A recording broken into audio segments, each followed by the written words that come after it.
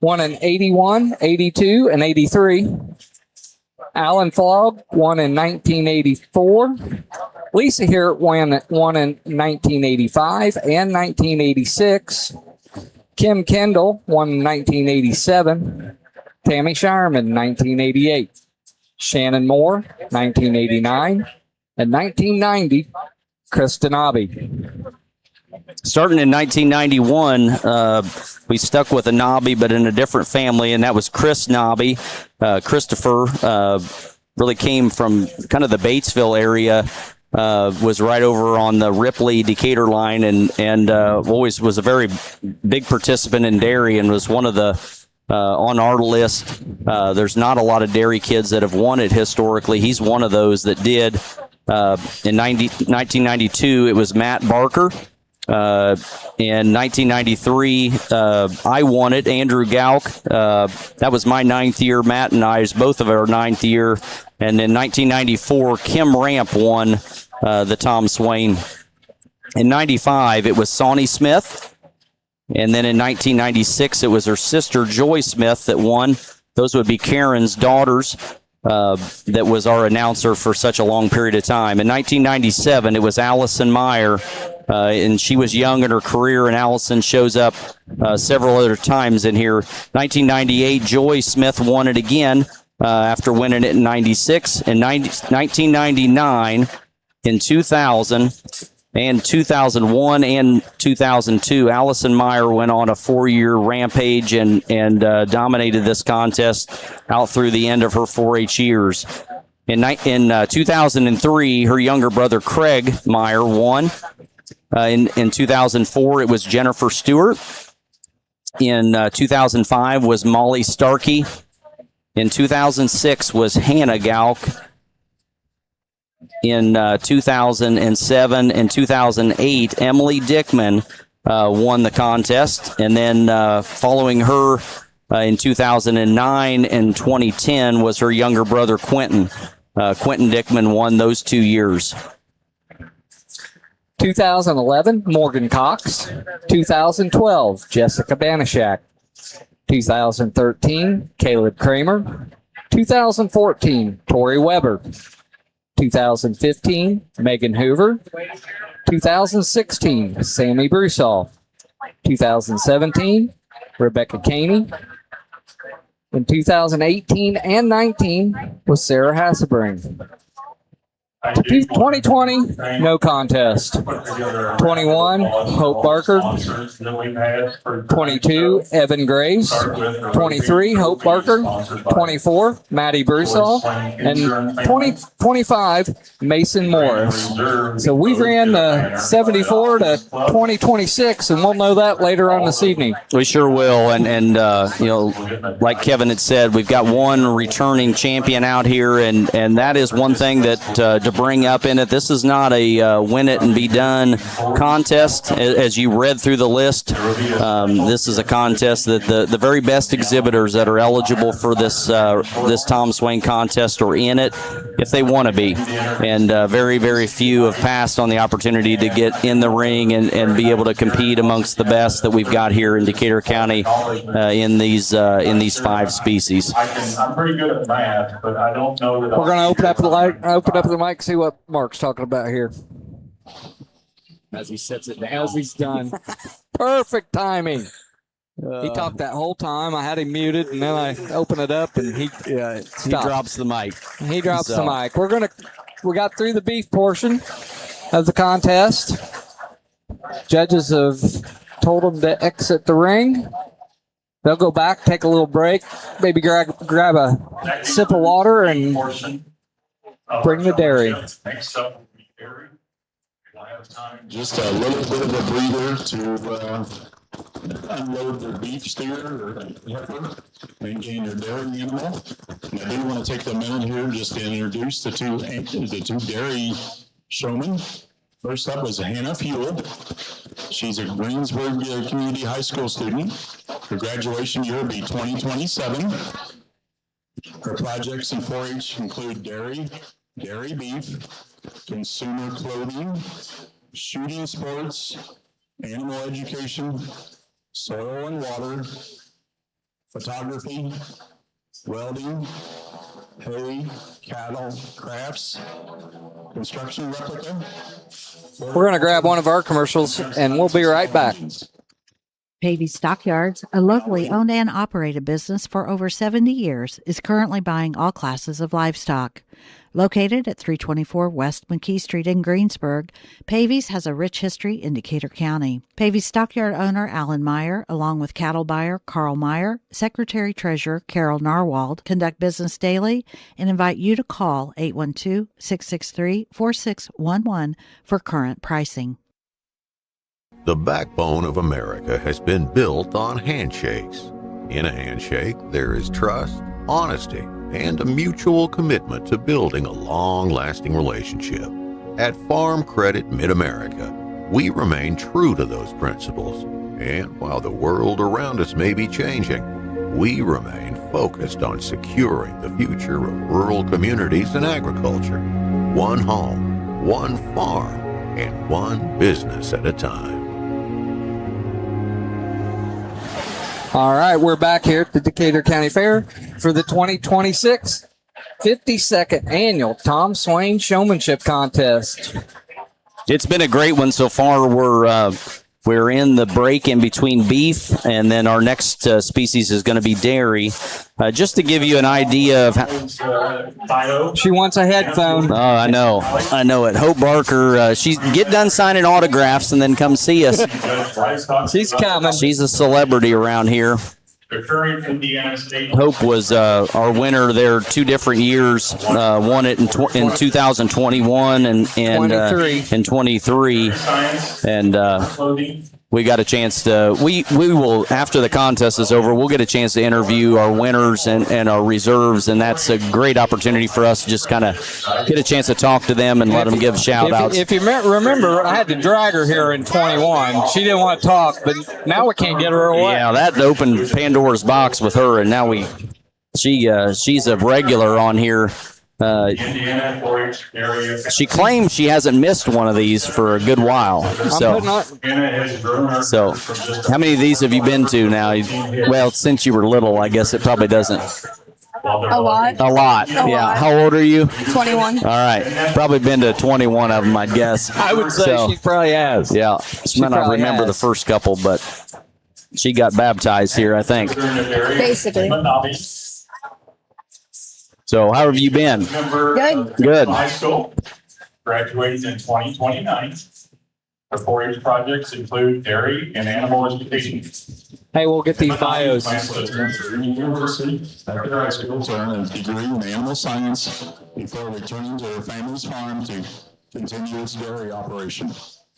She hopes to expand the operation with a small beef herd, developing a herd of horses, and pursue a career training horses. Emma also looks forward to one day encouraging her own children to participate in 4-H and FFA because of the countless lessons both organizations have provided. Through 4-H, she has developed responsibility, strong animal husbandry skills, a strong work ethic, and outstanding showmanship. Her favorite memories include caring for livestock, learning from fellow exhibitors, and supporting one another in the show ring. Growing up on a multi-generational dairy farm has given Emma a deep appreciation for agriculture and dedication required to produce high-quality food while preserving her family's legacy.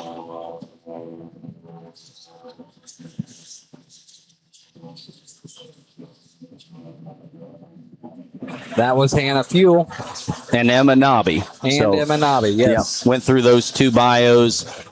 2 really great representatives that are in here. Hannah is getting ready to go into her senior year. This is her 9th year in 4-H. Emma's got a few more yet. She's going into her sophomore year, so she's got 3 years left after this. So 2 great ones. Can't remember if Emma has been in this before or not. I don't have the old sheets, and that was probably on us on who's got some experience We're here. going to get superintendents. My name's Dan Nobby. Along with my wife Mary, we run the dairy project. We've done that for quite a few years. We have 15 kids this year. And just showing the maturity of the kids. This is the first year in a long time where we had more animals in the cow class than we had the heifer classes this year. So they've made for a really good show this year. It's something different. And I appreciate all the families who put the time in to keep the dairy show going, keep the numbers up. I think we had 29 animals total this year. We had a couple kids that couldn't secure animals, but they still showed up day of the show. Had some posters made. So it was a real good day. Thank you.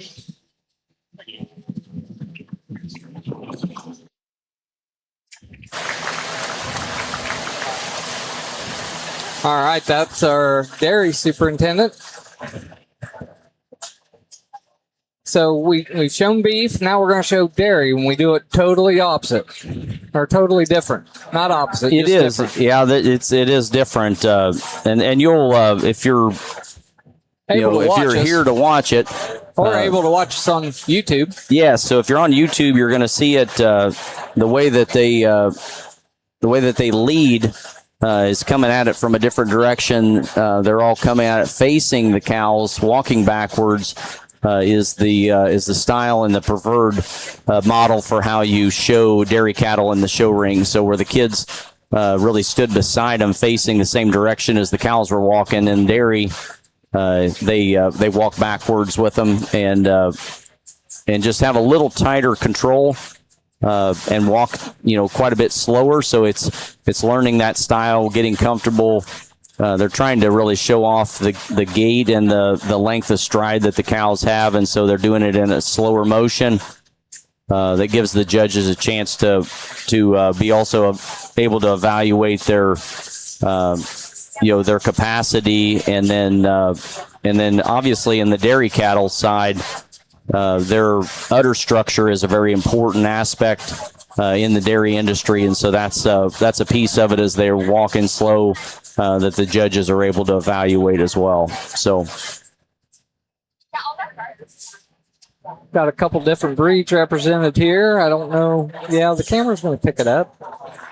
So Holsteins come in red and black, and so the red and white that's leading the group is a Holstein as well. It's just a red Holstein, and a Holstein is black and white. A red Holstein then is the red and white red and white version. So I thought it's kind of that's like the one that gave chocolate milk. That's the chocolate Holsteins. We didn't bring it. I don't see any of those here. So Okay. But my dad always said Jersey or Guernsey? we've got jerseys out here. Jersey. What's the difference? It's a different breed. Nailed that one, didn't you, Andrew? I did. You walked right into What's the it. difference between a Jersey and a Guernsey? So it's been like 2 years, 3 years since I've done this. Okay. Yep. So you don't know. The Guernseys are a little more gray than brown, and they're bigger too. Like your frame cows. Jersey is one of the smaller frame breeds in the dairy. Their value is they're just a lighter weight animal, so they're a lower maintenance. So their feed intake and that really probably proportionally matches closer to the Holsteins, though probably by body weight and production, the Holstein probably still is the bigger producer. Gotcha. But there is the state fair really offers kind of all those options, and there's a milking shorthorn, there's a brown Swiss, there's some other breeds certainly that are out there that we don't have here. So. But Holsteins can be almost all white, in fact, All black? or they can be all black, and we've got some really heavy black ones out here. Yeah, we got both variations. we sure do. Yeah, we sure do. So we haven't talked about how they're scoring or kind of how this contest works, but there's 10 individuals out here, and as best I know it, in each round, they're getting ranked 1 through 10. And this is kind of like golf. The low score wins. So the more times you're ranked and with a low score, you're only adding up points in that low score category. So it will be the accumulation of these 5 rounds and where you rank amongst those 5 rounds, and then they'll tally points to come up with who placed highest in the most rounds. So you don't have to win any of them to win the contest, right? So Not technically, no. that's right. So I always said win your species and do good in all the rest. that's right. Yeah. Hey, while Mark's talking here, I'm going to run through the sponsors here. I got a few here listed in the program. The rotating trophies sponsored by Joyce Swain Kenser and family. The reserve and grand banners are sponsored by Optimist Club. Medallions for all the participants come from the Animal Medical Hospital. T-shirts for all the participants come from Hirt Family and the Coors Cattle Company. A special gift from the champion comes from Alan and Kathy Meyer, the Meyer Family Shorthorns. And at the bottom of this, it says Mark Hirt's the MC, so I'll go ahead and give him another shout out. Let's see what he's got to say. Just jokes and riddles at the time. I was given a big stare down by one of the committee members that I didn't need to do that. But we'll just have to kind of wait and see about that here in a little bit. Mark's teasing us with what material might be coming from him. So he threatened to recycle some trivia and jokes. yeah, or maybe some just livestock dad jokes. I'm not sure exactly what might come out of Mark. Oh boy! So We'll try to keep you posted if they see him coming. I'll open up the mic. yeah, for sure. I wish I would have interviewed just a little bit to kind of ask who's been in the contest before. I know Hannah Fuels represented dairy several times in it. Hannah, this is her 9th year, and I would say, maybe at least the 4th year, probably Hannah's been in the contest. We've had some really good dairy kids that have come before her, and she, I think, got a chance to get in this at a pretty young age, too. We've had 51 winners.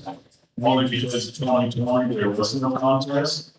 So in 1974, when this all started, we had Joe Theobald was the winner. Oh, And you know what? Some of these people are probably, some of these former contestants are probably still in this room right now watching this. Because for some reason, this always does pull a nice sized crowd in compared to all the rest of their lifestyle shows. So in 74, we had Joe Theobald. In 1975, we had Mark Foster Camper.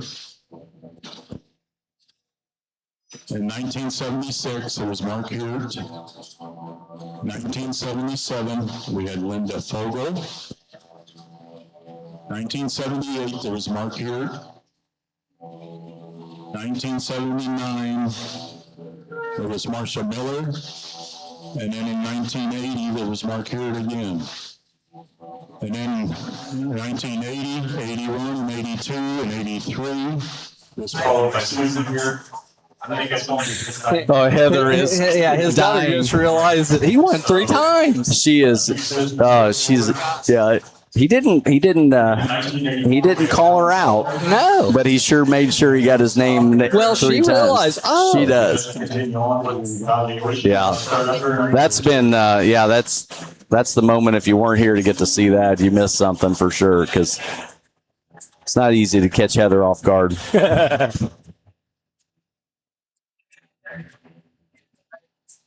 So our 2 judges are going to go around and they're not only evaluating, but then they're going to ask some questions just to get some base knowledge of what they have learned, maybe in the short period of time that they've became eligible, or these are certainly things you can prepare yourself for in anticipation that you might get a chance to be in the contest. these are going to be some broad spectrum questions.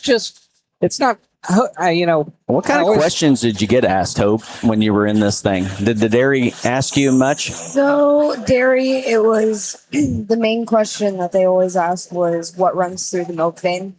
Okay. Yeah. Yeah. Would you get one? What about does the brown cows? Is it different than what runs through it on just the regular Holsteins? No, it's not chocolate milk. Oh, it's not? It's blood. Dang it. One or two questions per species is normally what it is. Yeah.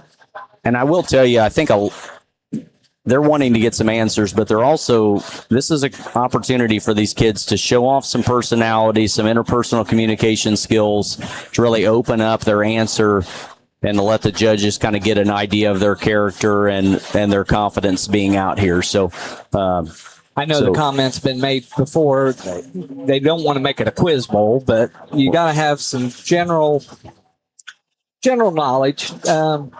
And you just want to be able to approach the kid, give them an open-ended question, and then just see where they go with it. And I think this contest is has a lot to do with your character and confidence out here. Correct. Not only how you handle yourself, but getting a chance to interact with those judges is a real critical piece of this, wouldn't you say? Oh, absolutely.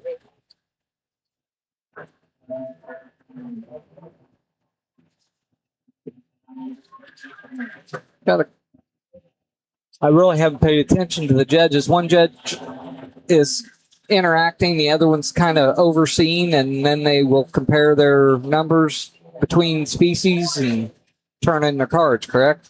Yeah, they have to come to a consensus between the two of them, I guess, before they leave. I don't think they're both turning in different rankings, but that's a great question that I don't know what they were kind of guided on as to how that was handled, but I think that's kind of the direction that the committee gives them. It's not uncommon for one of them to be announced to the kids, at least, that they are the primary judge that they need to be watching and taking their cues from, and then the other judge is more observing the rest of the group. Yeah. And that's a little different than just your regular showmanship, where when the judge is watching you and not, and it allows you to do some things a little quicker, take some shortcuts when to get in a position you want to be, or relax. Yeah, or just relax. That's a great point too. So when you've got two sets of eyes on you, you kind of got to be on guard, really, and kind of in doing everything just the way that you want to or should all the time. Because you got two people kind of watching over you, so that does make this very unique. All right, we got a little break here. I'll keep the camera rolling. I'm gonna play a couple more sponsor commercials.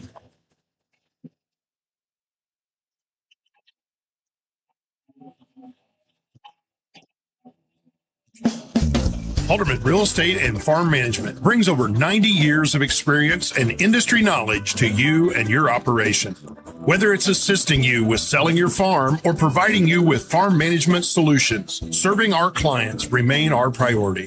Whether it's equipment, agricultural real estate, recreational real estate, or even that rural residential housing, Halderman can help. Contact us today at halderman.com. The Jackman Animal Clinic in Milroy is a full-service veterinary clinic that has been serving southeastern Indiana since 1979. They're committed to providing high-quality and compassionate veterinary care throughout the life of your pet or livestock. Their services and facilities are designed to assist in routine preventive care for healthy pets and farm animals, early detection and treatment of disease as your animal ages, and complete medical and surgical veterinary care as necessary during his or her lifetime. Open weekdays 8 to 5 and Saturdays 8 to noon. Jackman Animal Clinic is located at 700 East Main Street in Milroy. Phone 765-629-2134 or see them online at jackmananimalclinic.com. Do you think haggling over a price is fun? Do you like matching negotiating wits with a salesperson? If so, then you shouldn't buy a water softener from Aqua Systems, because we believe you should know the price up front in a low-pressure environment. After all, you're the customer, and you should be treated like one, not an adversary. Stop by an Aqua Systems store or give us a call and see how we treat you with fairness. It's why 9 out of 10 people who talk to us buy from us. Visit aquasystems.com to learn more. Talk to the folks at Office 663-8288. And we're back here at the Decatur County Fair, the 52nd annual Tom Swain Showmanship Contest. It's really a marathon out here. These contests, by the time they get around and try to do some questioning, you're out here for a good while. We got to do 5 rounds of this, so you can wear out, can't you, Hope, out here? Oh, absolutely. Luckily, though, I was always able to have my grandpa and dad on the ringside with snacks and water and towels and everything. Getting your pit stop in, getting refueled before you're back out for the next round. Yeah. Yeah, no, it's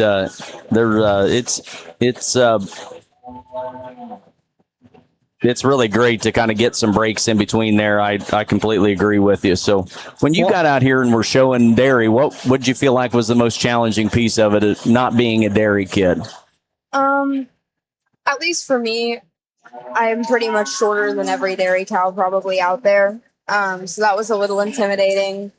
Walking backwards is not easy, especially trying to lead an animal that's bigger than you. And they are strong.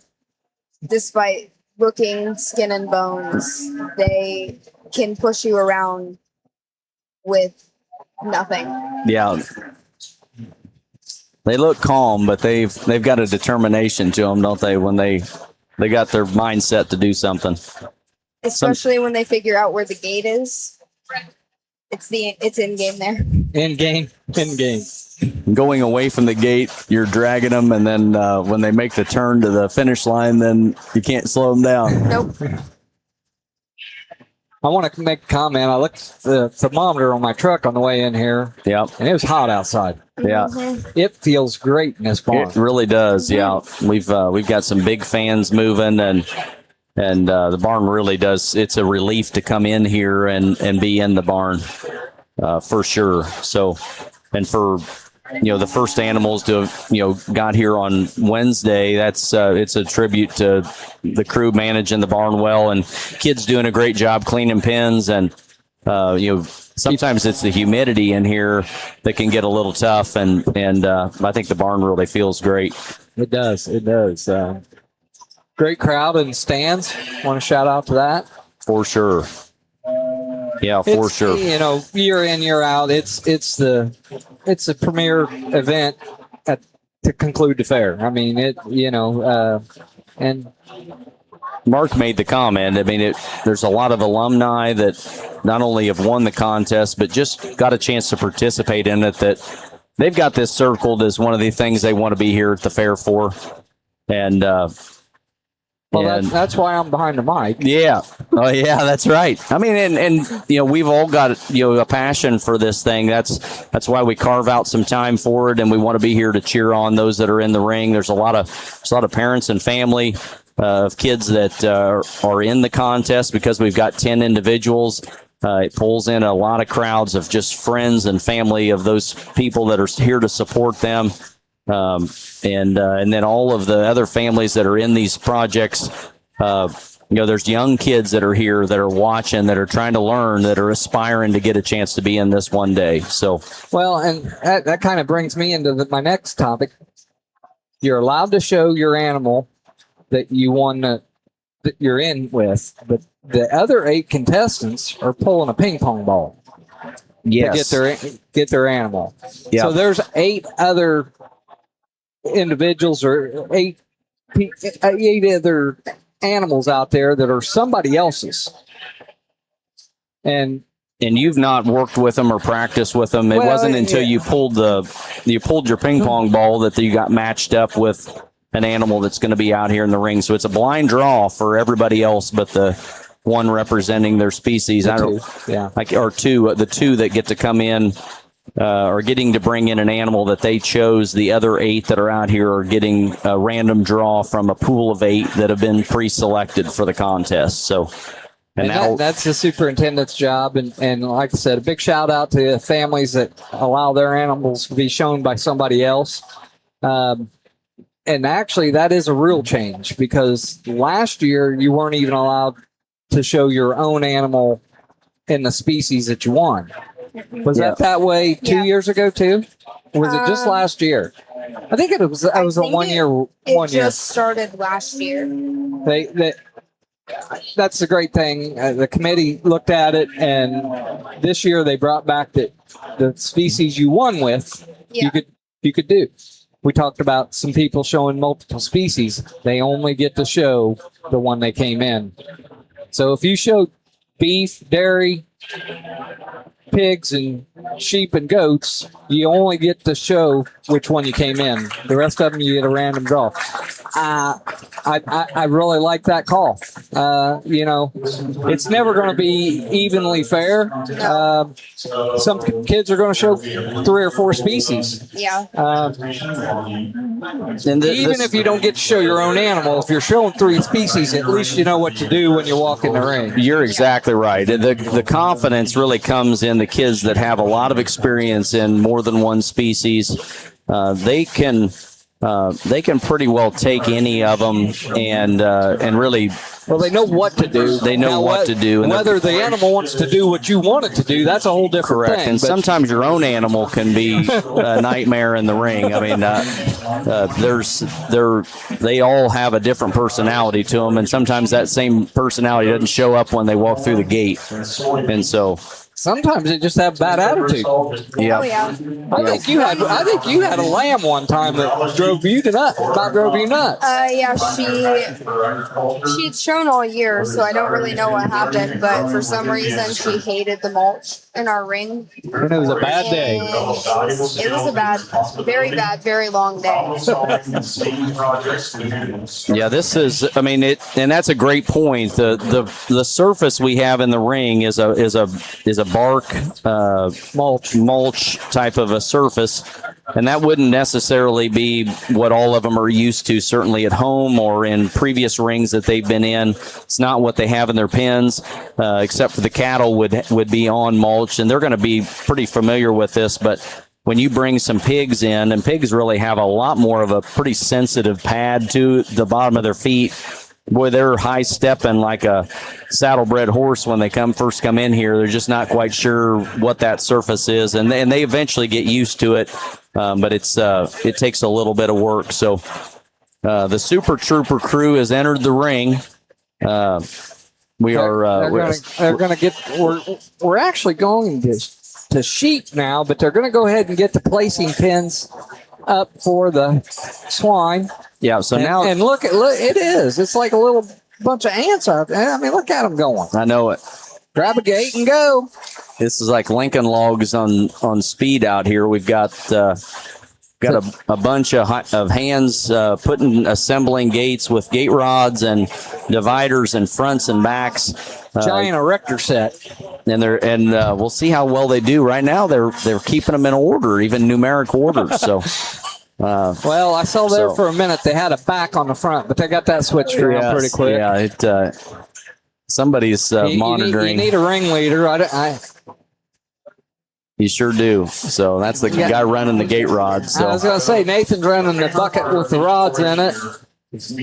Jack Cathy's kind of straightening things up and grabbing an extra rod. Yeah.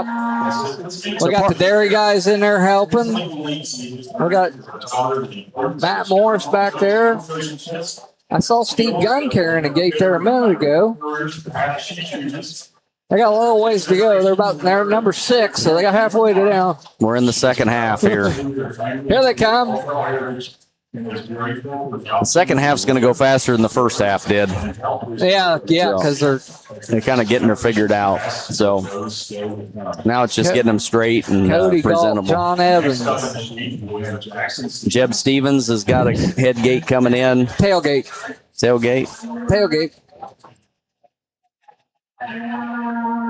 They're setting them up too deep, just like they're made for. So, Well, this is what the county fair is all about. Everybody pitching in. There's Brad Evans. yeah.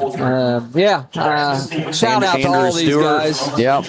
There's just a bunch of them all jumping in and helping from all aspects of this livestock barn. So these pens will get utilized primarily for the pigs, but they may even station some of either the goats or sheep. I don't know how they'll utilize them, but for the kids, They just don't need quite as big a ring. This kind of works as a way to shrink the ring down for the smaller sheep and swine. Yeah, historically, Or this sheep and contest goats. always started with swine because the swine needed them, and then we tore them down immediately following swine, and then had the ring for the rest of the time. So That was another rule change a long time ago, back in '01 when you showed.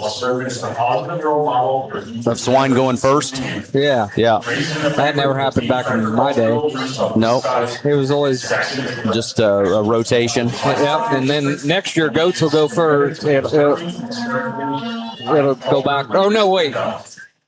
Dairy will go first. Beef will drop down last. I'll make a prediction that I think dairy and beef will stay blocked together, so they'll both move. Because we won't want to set these up and tear them down both in the midst of the contest. I'm not telling. No. All right, I'll put an ice cream cone on that. You're back. You're going with ham. But you have to remember it, and that might be your challenge. That could be a challenge. I'll remember it. Don't worry. All right. I want.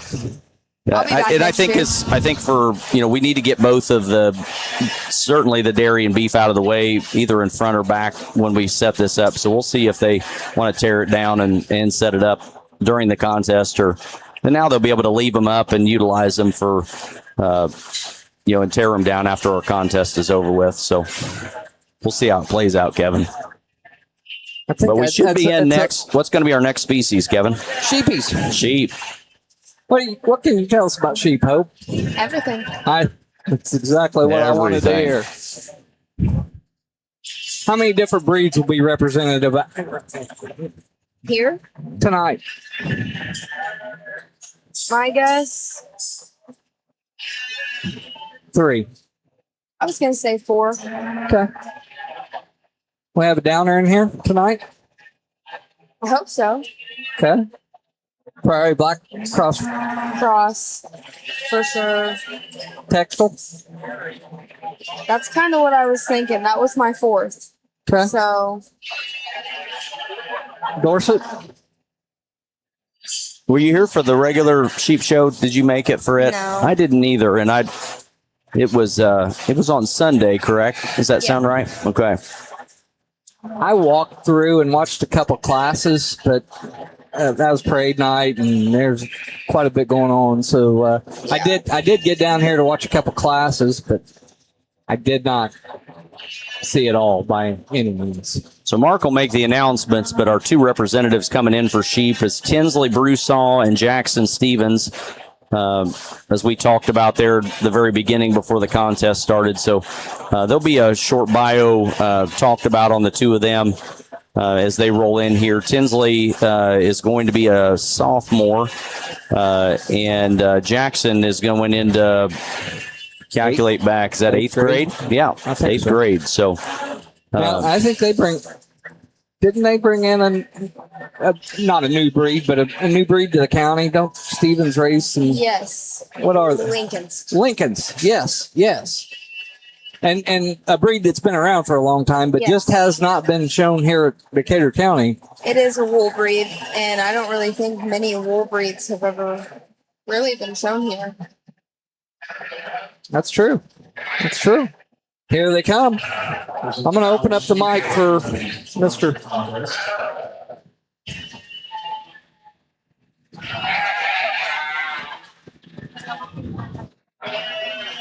I thought maybe Mark was going to talk a little bit, but he's got it in his hand. We'll just see what he's getting ready to run. Yeah, he may be waiting until they all get in. But Mark's going to introduce Tinsley and Jackson and tell us a little bit about their history, the bio that they wrote up, and introduce our two representatives for the sheep side.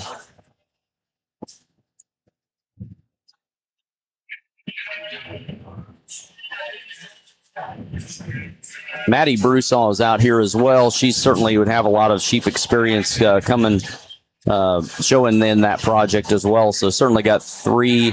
Got Kinley Hill out here, and she's got a lot of sheep. So we've got 4 at least of these 10 that certainly have got a lot of sheep experience for sure. But there's only 2 showing their own sheep.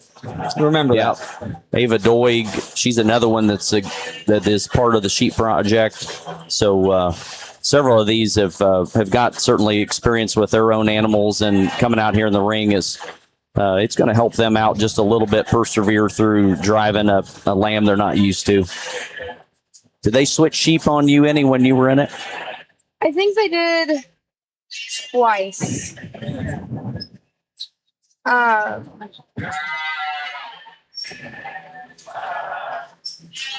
You were in it. How many years were you in the contest?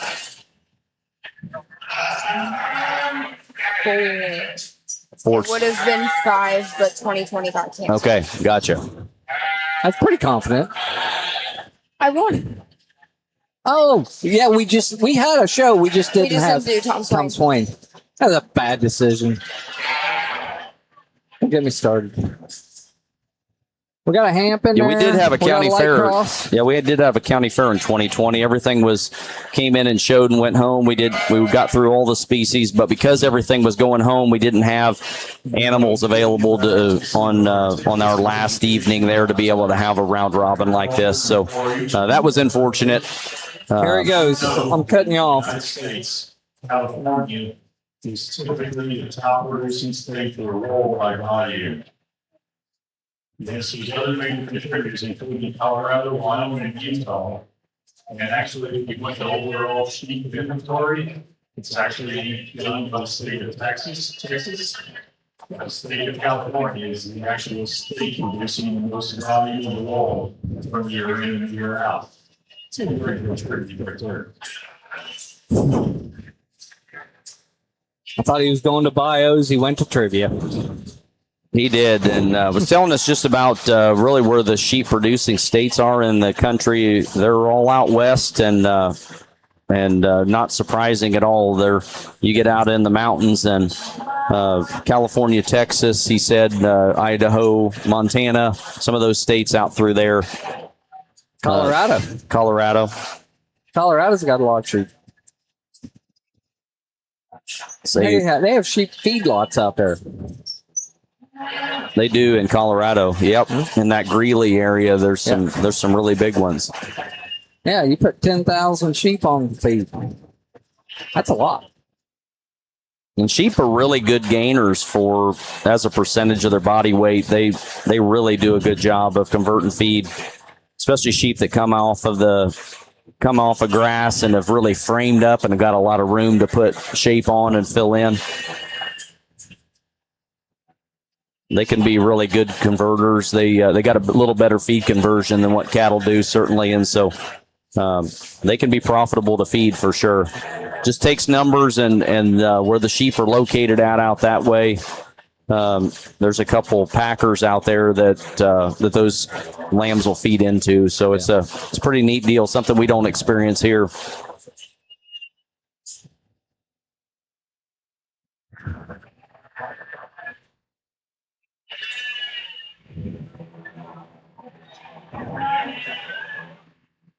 If you've never had lamb, I'd highly encourage it.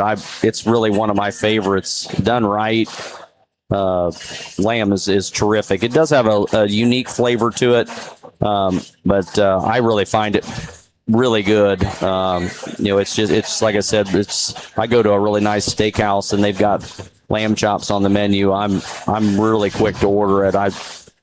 I think lamb is a great option to have out there if you ever get a chance. I'd encourage you to try it.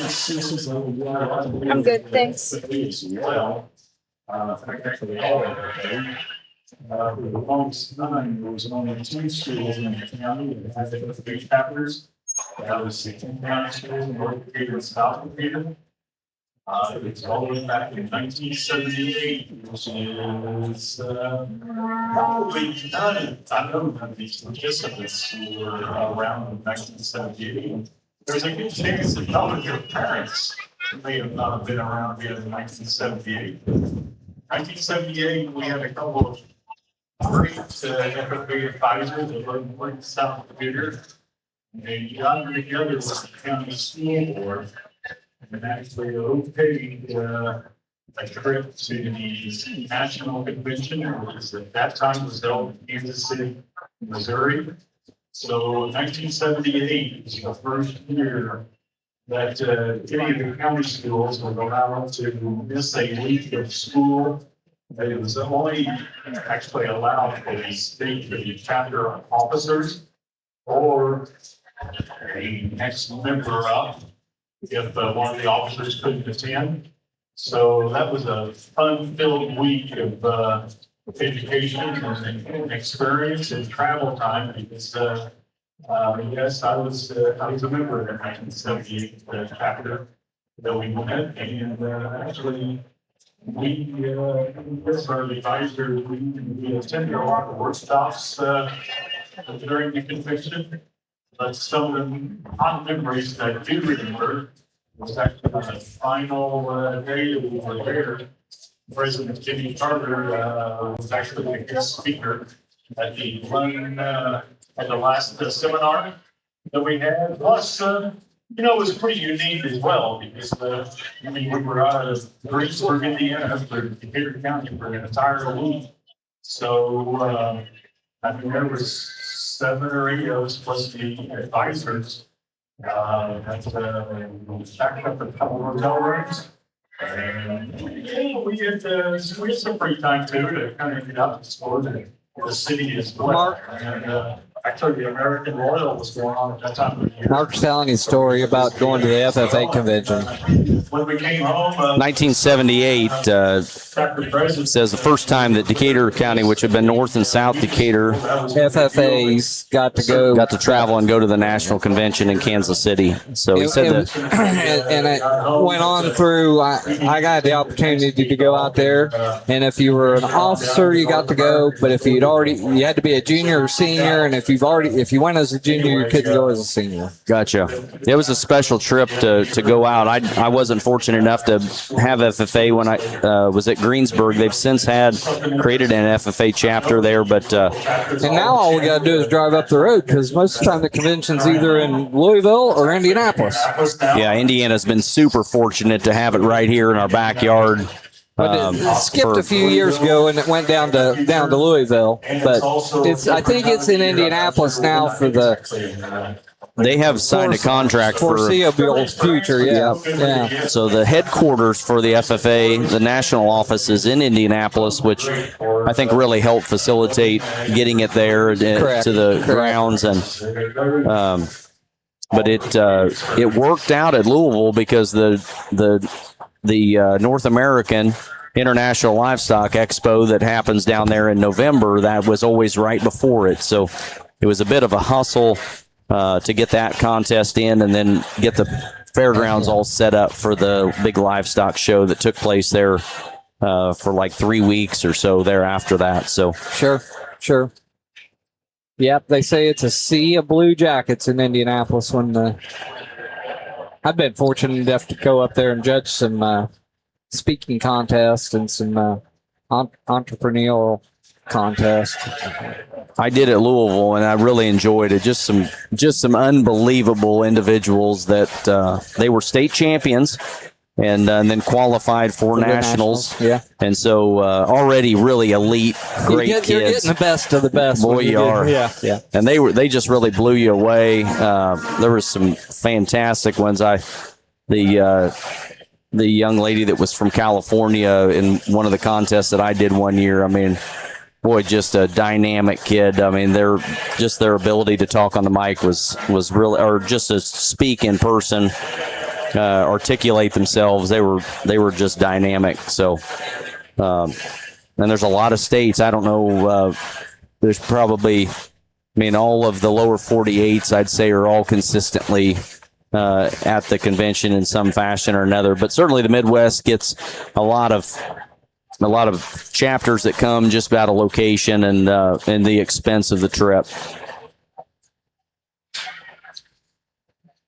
Good deal. We're working through these sheep here now. I would just give it another little tidbit. So a lot of these are market lambs out here, maybe all of them, the way that it played out. And so you notice the kids are bracing the lambs. If you're watching this on WTRE on YouTube, and they're trying to really firm the lamb up so that they get a great handle and feel for the muscle that the lamb possesses. Sometimes in propping those up, you kind of get all the lines really good on them too. You really get their tops leveled out and give that lamb kind of that tall fronted appearance. Sometimes that's where you land in the ring too. There's some holes out here in the ring, some uneven places, and in the sheep show, I remember the judge telling us we could park them anywhere we wanted, and you were looking for, you kind of knew in the ring where the high spots were. For sure. So, but we've got two judges out here. If you're just tuning in, two ladies here, both from Brown County, Maddie Satter and Janice Bobrink, both from Brown County. One of them teaches at Franklin Community High School as a ag teacher, and the other one's a parent and volunteer over there. But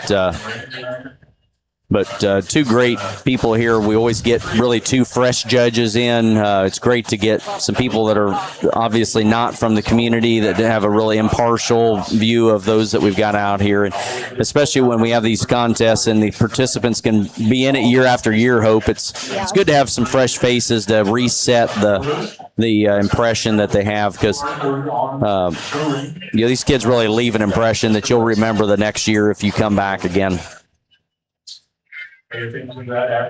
What are some of the highlights that you remember from being in the contest? There were good and bad, obviously. My first year in Tom Swain was a learning experience, one of my favorite years. It is the year that I got asked where a hamburger comes from on a pig, and I pointed to the butt. Yeah. Yeah. Not my proudest moment, but I was nervous. Well, the milk vein would get some of them too, so absolutely. You're right. It's kind of a trick question, but a good one on a witty judge like that. Absolutely. So you got to give them props for that. Yeah, no, I think my biggest highlights overall throughout all the years that I was in it was just the friends that I made doing it. Obviously, Sarah. Yeah, Sarah Hasselbrink and you were in the contest together several times. You guys went back and forth. Were you a little older than she was? Sarah? Sarah, was she older than you? She's older than me. Okay, older than you by 2. Okay. Well, that's why I feel like you got in this thing pretty young. I mean, if you look back in those years, you were a Spitfire as a young kid getting started in it, and it's pretty hard to deny you a chance. You got into expert pretty early in your 4-H years for sure. So, an expert showmanship from year to year is only made up of the kids that have previously won seniors. So, once you win senior showmanship, you're an expert for the remainder of your 4-H years. But obviously, a lot of times it's some older kids that are in there that are aging out. So that expert showmanship is typically a small elite crowd when you get to all these species. So. Yeah.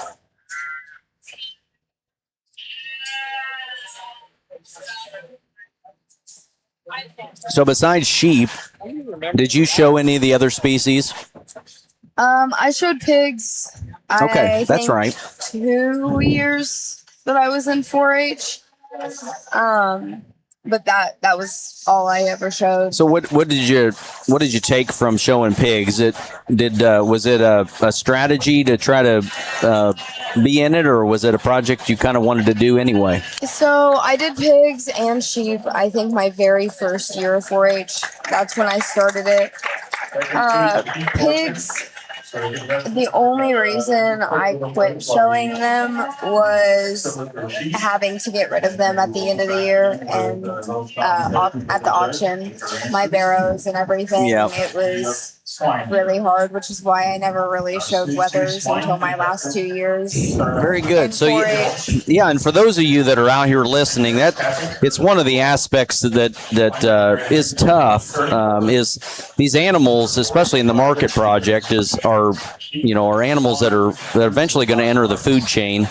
And they're not animals we're going to feed and make pets for a long time, though they could be. But as an industry, that's not really the goal with them. And so you really enjoyed showing ewes, showing gilts, that kind of stuff that really were animals that were going to get a chance to become mothers one day and raise that next generation. And Yeah. And I'd say there's a lot out there that really enjoy that aspect of it for sure. And all of the species. Really, dairy is the one that really the dairy show is really a female show. The dairy steers are actually showing on beef show day. That's probably correct. where they're at? Yep. So Yep. Our beef show has integrated a dairy steer division. And so the dairy steers are basically in a breed class in the beef show. So that's our one species that is boy free for show day. So. Yeah. Back to our past winners, I know Mark went through. Allison Meyer, would you remember? I mean, with her track record, how would she have won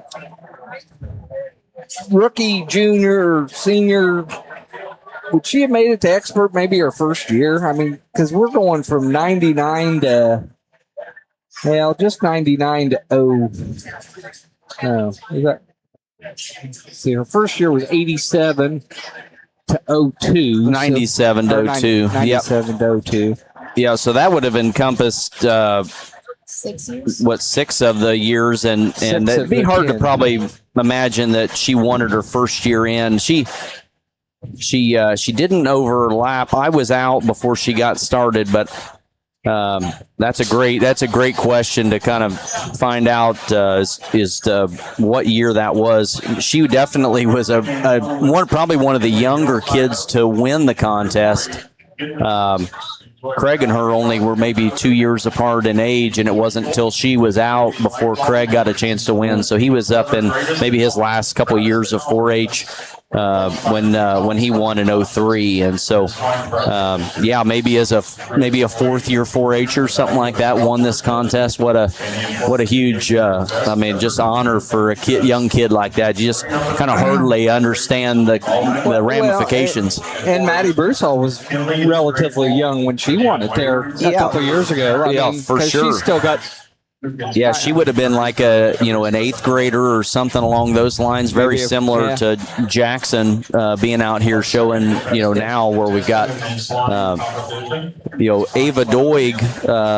This is her 3rd year in 4-H, but 2 years ago she was in here as a first year 4-Her. Yeah, and believe Kinley Hill maybe was in here. This is her 2nd year in 4-H, but I think she qualified for this last year as a first year. Yeah.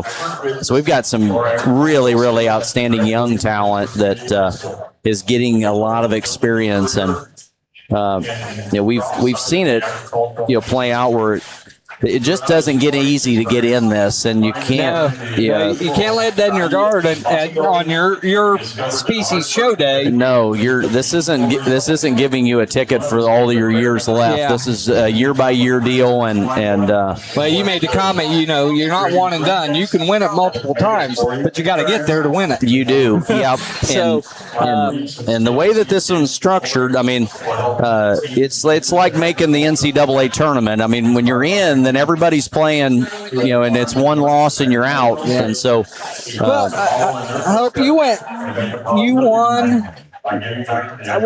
What did you do in 02? Do you remember? Were you runner up or anything? 22. 22. I was reserve Reserve. And then you came back and won it again in 23. my last year. Were you reserve in 19? Yes. I was reserve To Sarah. to Sarah 19, 121, reserve to Graves, and then one. And I can't remember if I was reserved to her in 18 and I started in 17. Okay. think. Maybe it was your first time that you were in the contest. I think, but I also could be wrong. So that would be 6, I think. 6 years. And it should have been 7 years that you would have been in the contest. And you won it your 10th year? Did you win it your 10th year? That's it kind of like Mason Morris. Mason had been in it, and not consistently, and he'd had a year or two where he just was a one person out from getting in, and then wanted his 10th year. It's a great way to go out. I won it my 9th year and was reserve my 10th year, and so it's part of the contest, and so. It's who's on their day, who has their best day, and is really dialed in, and so at that point in time, we were, up until here just a few years ago, everybody basically was in charge of finding their own animals and gave you a chance to work with them a little bit and kind of build a bit of a bond and kind of understand what that animal was after. So we're starting in on pigs, and so in our pig show here, we have got Kenley Hill. And we've got Klein Lowe, both that are representing. Klein is out here. He is F as far as a letter, so the kids all have a letter on them, and that's what the judges will mark them down as. Kenley's J. So J. So pigs are. There's a degree of difficulty that comes with pigs. Certainly. Oh, absolutely. We're not directly connected to them. Yeah, We're like it is the hardest. I wouldn't necessarily say hardest, but it is one of the toughest things to have to learn how to show coming in from a different species. And to feel natural and look natural. It really is. It definitely shows a little bit if you aren't very comfortable with that animal. And then it's also frustrating, and if they act up and you get frustrated, then they want to act up more because they know exactly how you feel. Yeah, it's amazing how your level of anxiety will run right down the show stick right to them, and they can. I think that's pretty much the same for all animals, though. Yeah. At least I know it is for sheep. Yeah. No, you're right. You're exactly right. Well, Hope, thank you for being here on with us. I know you've got things to go do, but it's always a pleasure to have you on, getting your insight on how don't get close or you'll get headphones. Oh, I know. She was looking forward to it. I saw her earlier in the week, and she doesn't miss these if she can. So, and you take advantage of that while your life is relatively simple. Absolutely. So, thanks, Hope. Yeah, I really appreciate it. Have a great day. Always fun to visit with Hope. Yeah, Hope Barker, our winner from 21 and 23. Not that long ago. It's great to get some fresh insight on what it's like to be in the ring. Hope's got just a great personality and a great perspective of the challenges and the highlights and lowlights of what it's like being out here and kind of what these kids are dealing with as they navigate through this Tom Swain Memorial Contest. All of us could work on this one. And I know some of these out there. So one thing that the kids are doing in pigs is everything's on the move all the time. And, the longer they're out here, just a cardiac, and respiratory side of things, these pigs they're on the move and walking, and this is kind of like running. They've got a certain amount of time that they're really good at it and feel comfortable, and then they get warm, they get hot, they get frustrated, they get tired, and so they can. And there's a level of patience and strategy as an exhibitor out here that you want to have, so that the length of the show time and the length of the pig's patience match up. Yeah. And if their patience runs short and the contest runs long, then we're going to see that in some pigs that, as Hope talked about in the dairy, where they know where the exit is. These pigs definitely do. They're very intelligent, and but they know. They know what the exhibitor wants them to do, but at some point in time, going back to the pen or finding the wash rack is really what they want to do. So it's really a strength of character game at some stage of the game. So, and as you see, I hope you can see by the camera, some of them have been placed back in their pens, so the judge is kind of sorting them out, and the 1 to 2, 3, 4 probably doesn't mean a whole lot in this game. Right now, she's just evaluating. She might have put the best 5 in the pen, and she might have put the worst 5 in the pen, or she might have just pointed at kids and said, "Go pin them," to see how they do.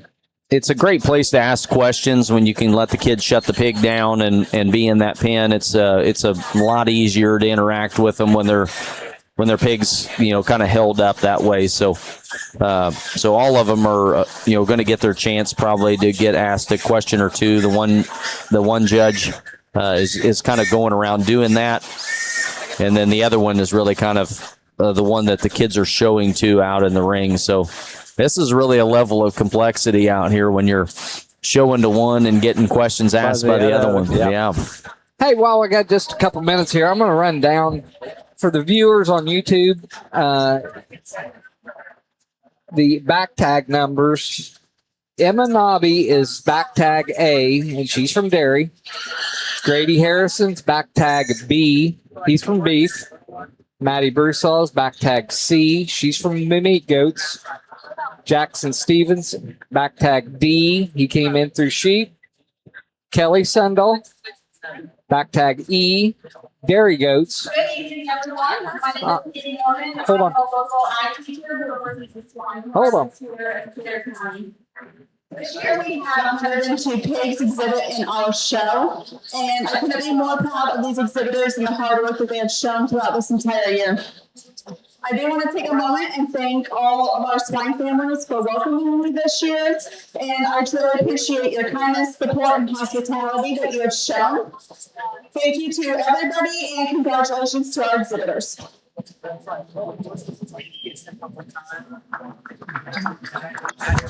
All right, we're back. Hope you got that from our swine superintendent. Klein Lowe is back tag F. He came in through swine. Ava Doig, back tag G, came in through beef. Hannah Fuel, back tag H, came in through dairy. Kinley Hill, back tag J, came in through swine.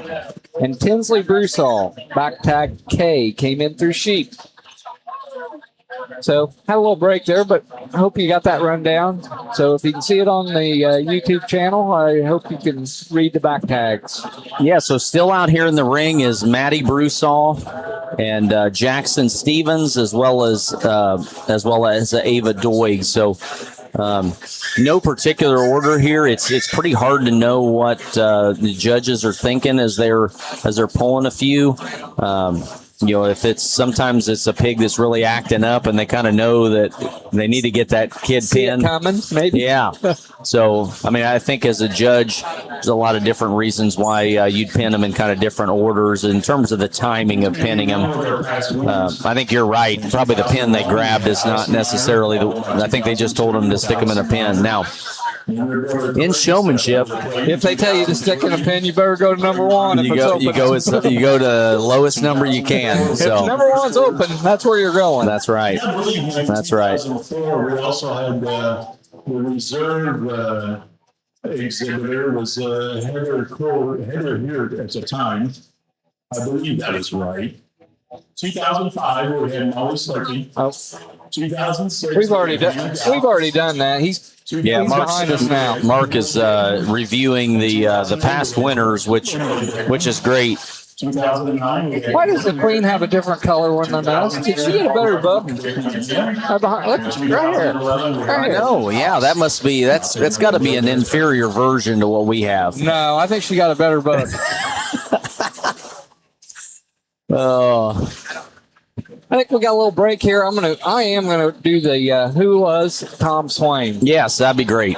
Tom Swain was recognized as one of the most promising young men in the Decatur County community when he became agriculture representative for the Decatur County Bank.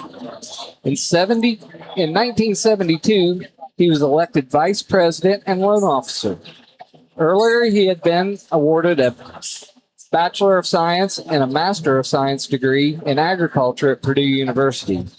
This was followed up by his employment as a youth agent in Johnson County. He also served as an extension agent in Shelby County, where he served as extension agent specialist in swine and dairy. While he had no previous banking experience when he located to Greensburg, he had an unusual background for the position that he assumed.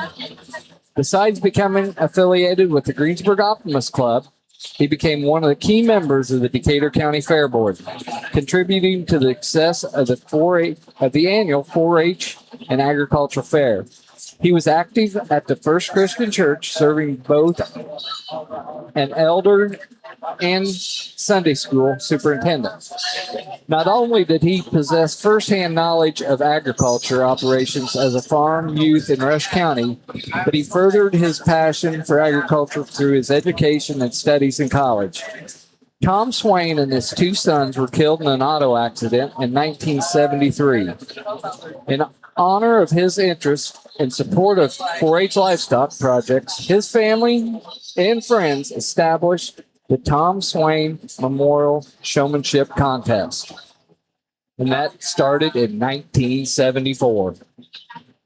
So pretty awesome how quickly they recognized that they wanted to really memorialize him. And yeah. And no doubt he had probably, and I always wanted to ask his widow about whether the brainchild of starting a Supreme Showmanship was something that he was really interested in doing and would have really led to fast tracking getting this first contest started there in the summer of 74. My dad was a 4-H'er here in previous years before that, so he was not in during that time when the Tom Swain was going on. It would have been before he had passed away. And so, just neat for something like that to be started up and really everybody grabbed a hold of. And honestly, now it's passed down a couple of generations. Yeah, from the original founders. Yes, As Heather had mentioned, her grandfather would have been one of those initial guys that was on it.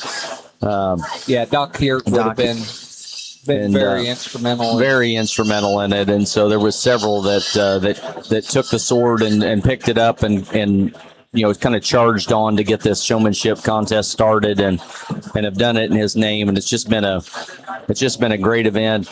He sounds like somebody I would have really enjoyed being around. Just an impactful person in the community and a real leader here at the fairgrounds. While this was, I believe I've seen this quite a few times. Just his bio. I believe he was born and raised in Rush County. Am I correct? Well, and that's what I was thinking. This is a new kind of a bio write-up that I had not heard. Some of the things that you listed off, I thought was I just hadn't heard that before. And I think you're right that the bio has been kind of updated and And that's why I had mentioned that I thought he had a Rush County background to him, but it sounds like he was, Johnson very County, and Shelby. It was Shelby. So, I mean, he's been a big part of really this, Southeast Indiana, South Central Indiana area, and had done a lot of different things before he kind of took on his banking role. So, Well, hey, I got a couple more seconds here. Ran through some commercials, but I do want to make a shout out to all the sponsors tonight. Farm Credit Mid-America, Jackman Animal Clinic, Moffitt's Aqua Systems, and Pavey Stockyards. Without their support, we couldn't do this. And WTRE, because they let us do this. yeah, no, for sure. So they're going to dismiss the sheep out or the pigs those out. weren't sheep. No, they were funny looking ones. And then we're bringing goats in. So the goats will be our fifth and final round that we'll have in the contest. No, I tell you, we've got a great set of sponsors for it. Farm Credit does a tremendous amount around here, just year after year donating things, projects to our fair. Does a tremendous amount around here. And this is a short list for tonight, but yeah, as fair committee president, I can't thank this community. They support this fair so well, and I'm kind of getting on my soapbox, but this is just one part of it. But man, this community's great when you need somebody to sell pre-sale ride tickets, or you need somebody to move a barricade. It just happens. Wait, we need dumpsters. It just happens. I there's a resource out there that can find it and get it done. It's been the things you never think about until we're really fortunate here in Decatur County to have a very involved community, not just agricultural, but a lot of businesses that really support and care about these kids and understand the value of what 4-H does in terms of developing these kids into young people. And positive members of the community. Just can't be overstated how important that is, and how it takes all these businesses and volunteers to do all that. It is. Hold on. Is representing an goat species. She is great. She is currently enrolled at Greensburg High School. She's planning on graduating in 2027. The 4-H projects include beef goat, sheep, corn, and soybeans. Maddie plans to attend college after high school, studying radiology, while remaining actively involved in the agriculture industry.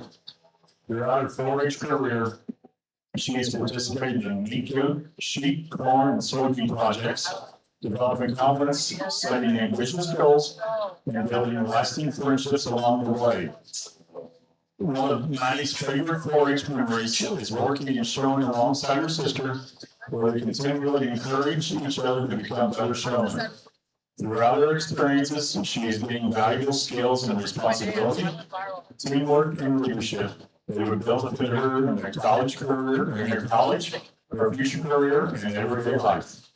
As a fifth generation of her family's farm, Maddie is proud to continue a long agricultural tradition and values every opportunity to contribute, knowing that even the smallest efforts help strengthen her family's farming legacy. And we're representing the dairy goats, Kennedy Sundahl. She is a member of the South Decatur Junior Senior High, graduating in 2027. Her 4-H projects are dairy goat. Kennedy plans to attend college to study data analysis and analytics while continuing to use the skills and experiences gained through 4-H to make a positive impact in the community. Through her dairy goat and color salon plants projects, Kennedy has developed confidence, leadership abilities, responsibility, and strong communication skills. One of her favorite 4-H memories is showing goats alongside her sister and sharing the special moments together. She believes the lessons learned throughout 4-H will help her succeed in college. Her future career and any opportunity requires teamwork and collaboration. Kennedy's family began their agricultural journey when she started kindergarten, first showing rabbits before transitioning to dairy goats. Strengthen their values, and find meaningful opportunities to serve and connect with their family.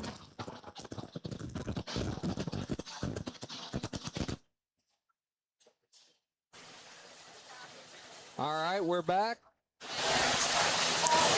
We're entering the GOAT portion of the 52nd annual Tom Swain Memorial Showmanship Contest.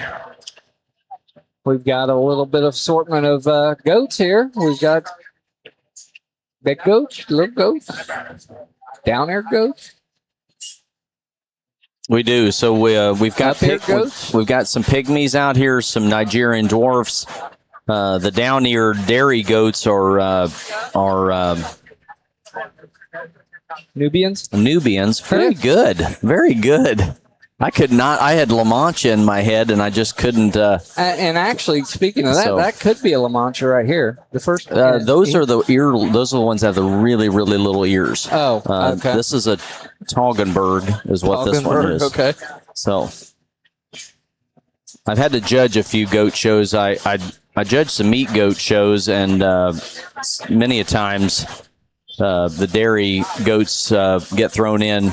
No extra charge. So, So I've had to make sure I'm at least versed base-wise in knowing what I'm doing, though it's not uncommon for me to ask the kids afterwards whether I got them right or not. So, all right. Well, these should all because you do have a representative of we have a meat goat show and a dairy goat show.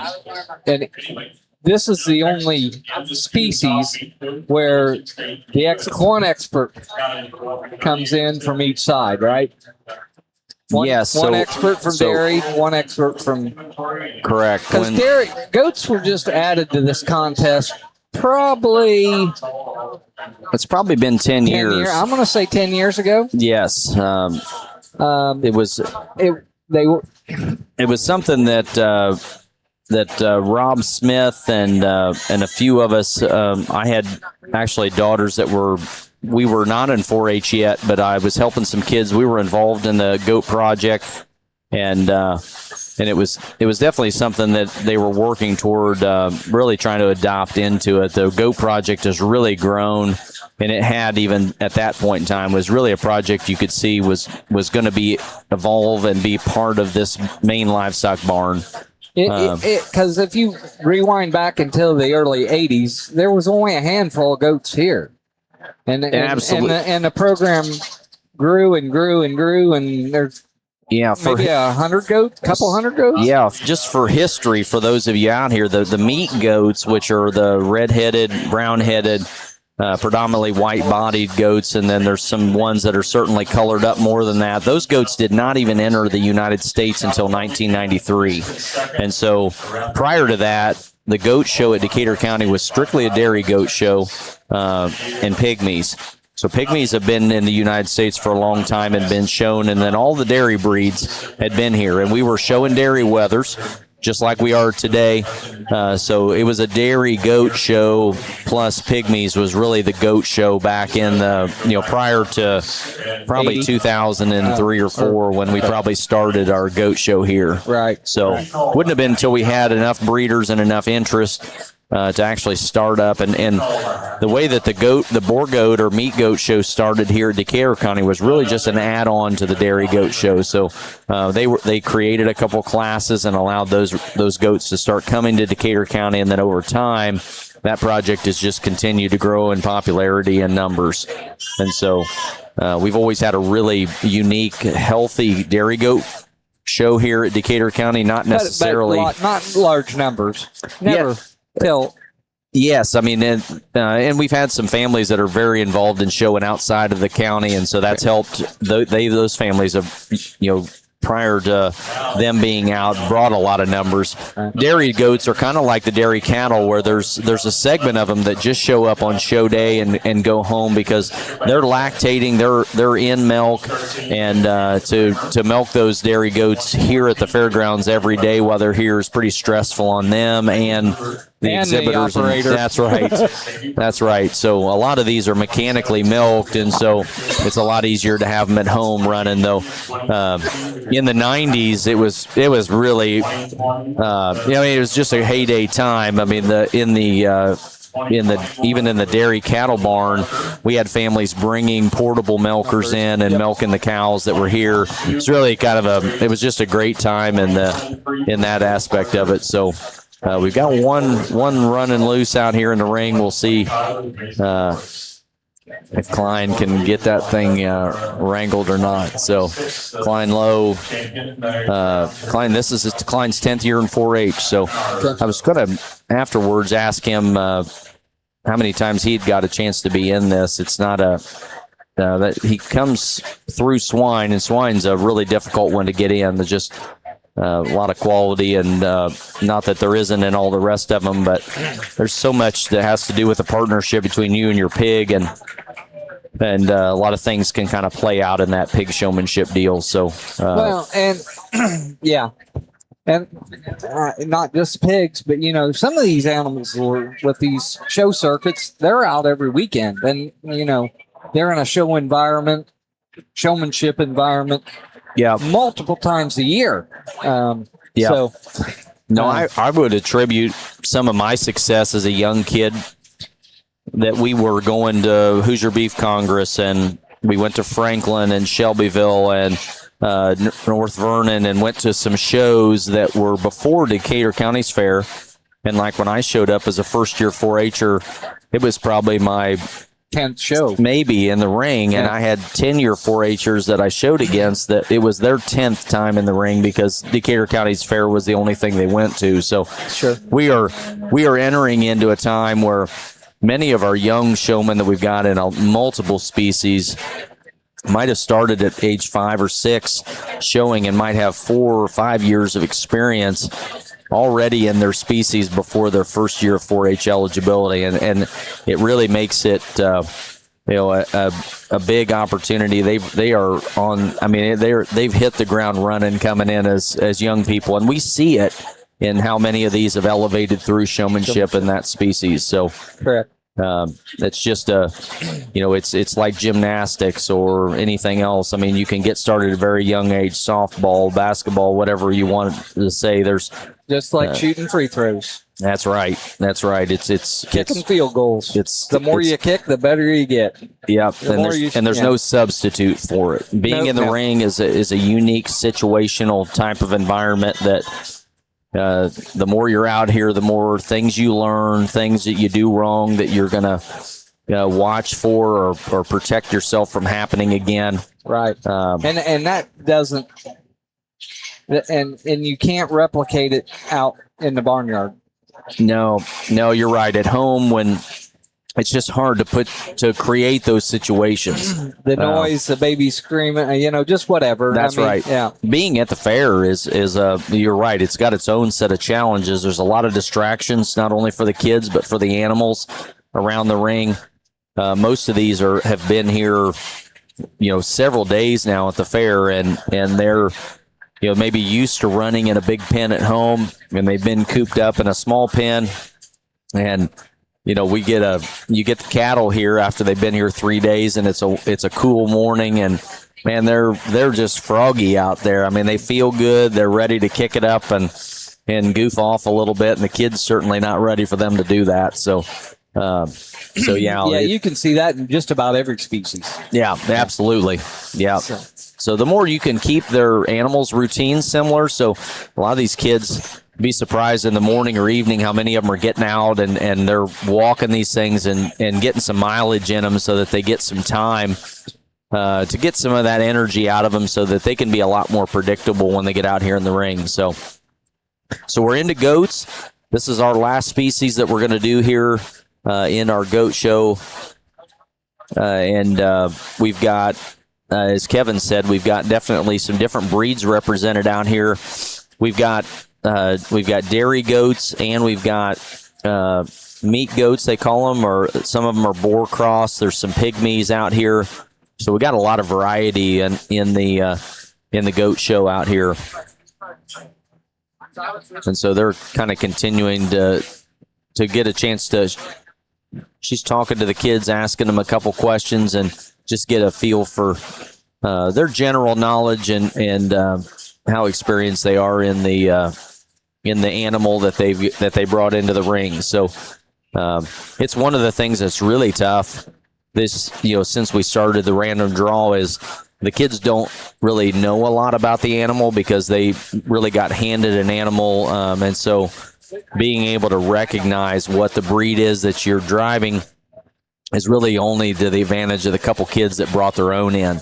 The other ones really have to have some. Earlier in the day, I don't know when that blind draw was. It just happens in the ring, so they're literally finding out once they finish beef. They were finding out what dairy calf they were going to have, and it might be, may have been a Holstein, it might have been a Jersey. So so as a kid, you kind of want to walk around the barn and be like, hey, what breeds are here? If I get one of these, can I identify it and be able to tell the judge that I'm, in this case, is this a myotonic? Is it a boar cross? There's definitely black-headed ones now in the boar side of things. It's something that's evolved. Is there anything that you can, about it? And so being able to identify whether you've got a doe or a wether, and some general things about goats in general, gestation or breeding cycle, or what maybe kind of ingredients would be in their feed, just some stuff like that. Cuts of meat. What's that? Cuts of meat. Yeah, some cuts. Certainly on some of these species, there, that would be a quick place to go as to where the parts are on them. What are some unique things about a goat that maybe would be different in that breed versus another one? It's hard to know how in depth they are. They're probably not getting that deep in. It's not a quiz bowl. It's a showmanship contest. But here again, it's an opportunity for those kids to interact with a judge and kind of separate yourself. That's right. Bit, you can highlight a little of your skills and your confidence. Just how your answer can be given without confidence or with it. And so it's really nice to be able to get a chance to show off some confidence a little bit and maybe give a little in-depth answer to what could be a one-word answer. Sure. And so hopefully those that worked with the kids have kind of coached them along on how to optimize their time that they get with the judge. Yes. And some of that's just the kids' personalities. They're going to come out. Exactly. And that's really what the judges are looking for. They're wanting to learn more about them and what knowledge they do have about the species that they've got in the ring. But it was intense. It was nerve-wracking to be out here, but at the same time, it was a lot of fun. These kids, by and large, know each other, and it's such a fun, competitive environment out here. Everybody's got some uncomfortable things that they're doing in the ring because you're showing species that you aren't used to. Yeah. So it really bonds everybody up when we're all in the trenches together. Doing things that we're not comfortable doing. It was a really great, memorable experience. Because, retrospect, right now there's probably 8 kids out here that don't show goats. Yes. Yeah. No. And there's 2 that do. Now, a couple of the other species we kind of alluded to. There might have been where they show multiple species here in the barn, but they're not. There's only 2 out there holding their own goat. Yes, that's right. And one of I was trying to think, looking at the sheet here, Maddie Broussall came through. Now, Tinsley would show goats too, so there'd be 3 probably out here that really have show goat experience. As we go back through, I was going to look, and some of these, they do have their other species listed. Like Klein Lowe is representing pigs, and it was the only project that he is doing here for it. Kinley came in representing swine, but she also has sheep experience, so that was really a benefit to her. Jackson Stevens came in representing sheep, but he's got beef cattle experience and shows cattle at at a open show and state fair level. Tinsley, we talked about here for sheep, but she really has some goat experience too. And then Hannah Fuel shows in the beef show with her steers as well as in the dairy shows. So she's got some diverse experience. So Grady Harrison, another one, shows swine. He's out here representing beef, but he's got swine experience. And Ava Doig is here representing beef, but she's got sheep experience. So we've got a lot. I mean, really, Klein Lowe is one of the few that Single species. Yeah, that's right. Klein and Emma Nobby are the two which that used to be, you were in a minority if you showed more than one. Now you're in the minority if you're not. And I'm not saying it's a common denominator to make the contest. You only need to know your one species really well to get in this. That's right. But once you get in, the extra experience is certainly a leg up. And that's all it is. These judges have no idea that these kids they don't know what species they're just letters to them. Correct. So they don't have the knowledge. They don't have the book that we've got. No, that's right. They don't have the playbook. Hey, I'm going to run down these sponsors again. The rotating champion trophy is Joyce Swain, Kinser, and family. Reserve and Grand champion banners is provided by the Optimus Club. Medallions for each participant comes from the Animal Medical Hospital. T-shirts for the participants come from the Hurt family and Coors Cattle Company. And a special gift for the champion comes from Alan and Kathy Meyer and Meyer Family Shorthorns. Want to thank them. Want to thank our WTRE sponsors, Farm Credit Mid-America, Jackman Animal Clinic, Moffitt's Aqua Systems, and Pavey Stockyards. WTRE, thank you for letting us do this again. I think we're on our 9th year. We might get invited back. Absolutely. Jackman Clinic up there at Milroy does a great job. A small and large animal clinic. Moffitt's water system there on Michigan Avenue in Greensburg.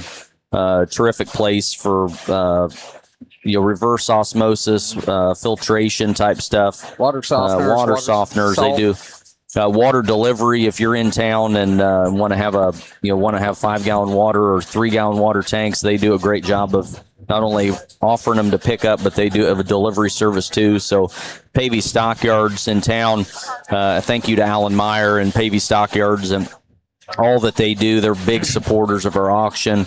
For the longest time. In the 90s, when I was in 4-H, late 80s, Pavey Stockyards sponsored all of the class-winning trophies for the Swine Show. They've been directly involved in the fair for a long time and appreciate their sponsorship here on WTRE. Thank you to WTRE for all that you do. Being out here at the fair, it's been terrific for the fair to really get highlighted, and they interview a lot of people through the course of the day. I'd encourage those that are listening to make sure that you're tuning in to WTRE through the course of the day and in the evenings. They live at 5. Do a lot of things. Live at 5 out here. I've done live at 5. Yes. Yeah. Pat Kramer was on, I think, yesterday.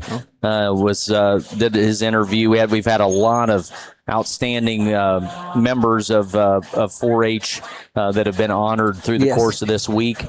Yeah, they've spotlighted some 4-H'ers, I think, every night, and they got a spotlight 4-H'er of the day that they've been promoting. So they've been great support of this fair for ever since, even before Kathy and Sandy and Mark bought it. But that's when it's one of the long-standing traditions here at Decatur County has been WTRE's support. So we really thank them for that.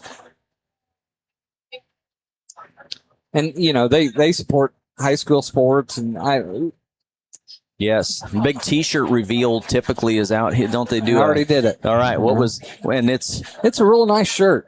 But I think tomorrow night's their finale night, and that's when you're supposed to. But you can wear any year. If you don't have any year shirt, come to their finale tomorrow. What's the common theme on the shirt? Attitude. That's been going on a long time too. It has. I don't know how many shirts Emily's done for that. Terrific tradition that's been, and like you said, there's shirts of all years that come out for that, and great tradition. A county fair favorite for a lot of people that will not miss the Attitude Day to be able to wear your WTRE Attitude shirts out here. So thank you so much to them and all that they do to connect the community with what's going on out here at Decatur County's fair and support these young people and volunteers and just all the aspects that we do. Let's go back to the show. Look at that. You see what happened here? We're doing a little swaparoo here. Klein went up to that. Oh, yeah. So we're going to move some animals around. Klein had a degree of difficulty here, and so he's going to move to a big dairy goat. That little goat's going to get away from the judge. So it's a level of this is some character building. That's a big aspect of this show out here. There's a lot of kids that were on the fence as to whether they wanted to show a pygmy next year that are questioning their decision. So, but they can. It's a small goat with a big attitude. So, I probably would have chuckled if it would have got away from the judge, and it was close. Yes, it was close. It did like a 360 in the air. Pirouette. What's what the ballerina twirls on her toes? I think a pirouette. I think you're right. Yeah, I think that's right. Yes. Yeah, it was like a skateboarder in the air there for a second. So. I go more with a ballerina. The ballerina? All right. Yeah. With the beller and everything. So a bellering ballerina.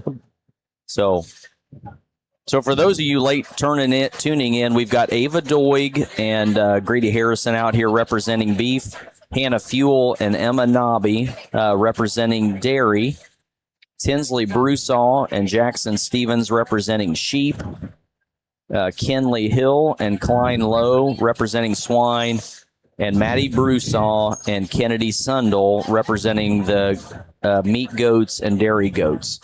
So 10 exhibitors in our 2026 Memorial Tom Swain Showmanship, which is a contest involving 5 species, 2 representatives from each species, and then all those 10 show all 5 species out here in a round robin format. So we are on our 5th stage, our final stage of this contest, and see that our common denominator is that goat to bugger.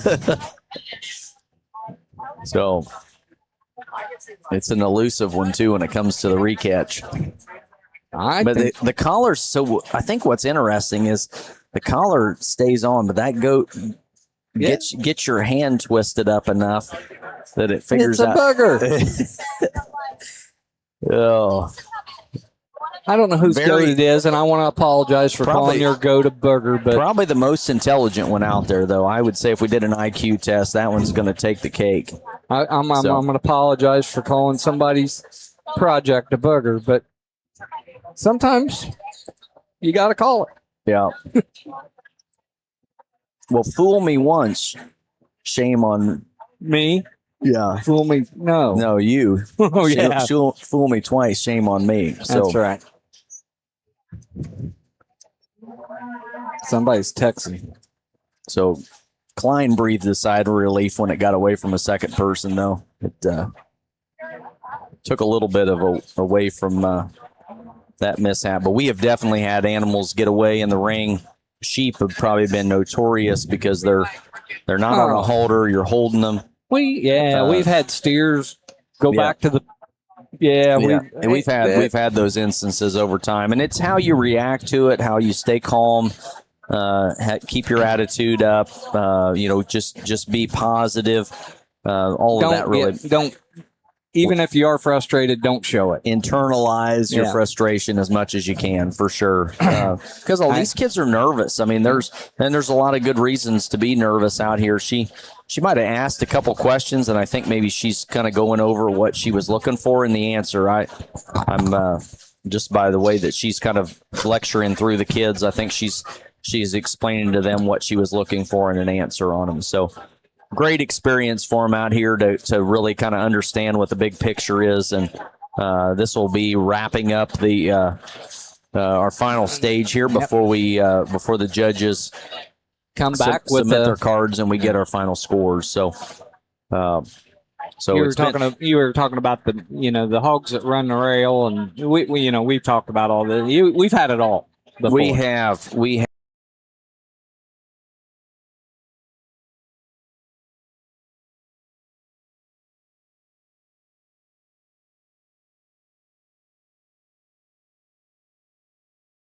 and some of those kids have gone on to, the judges have really appreciated how they've handled an uncomfortable situation. And it doesn't take you out of the running to win.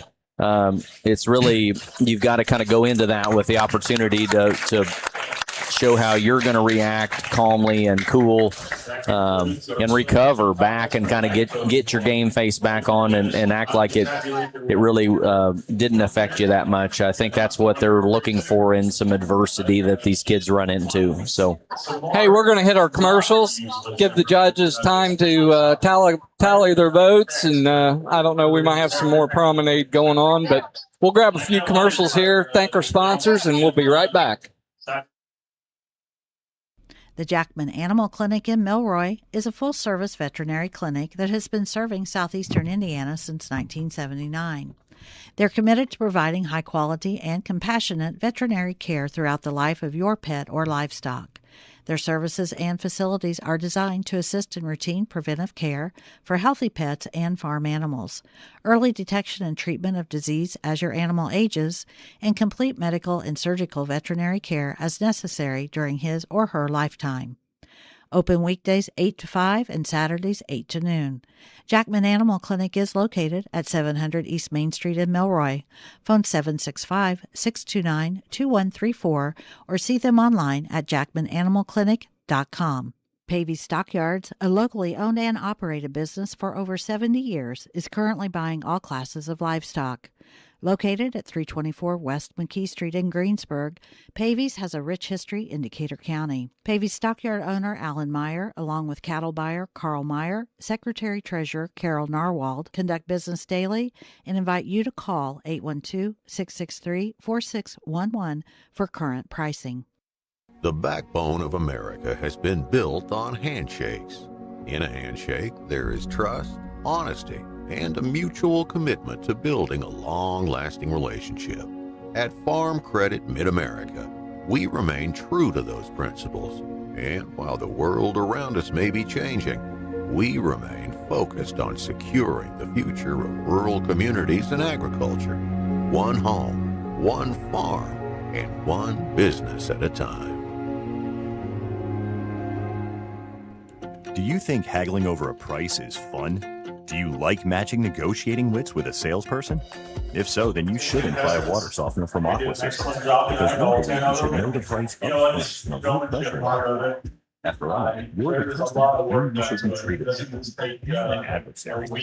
Stop by an Aqua Systems store or give us a call and see how we treat you with fairness. It's why 9 out of 10 people who talk to us buy from us. Visit aquasystems.com to learn more.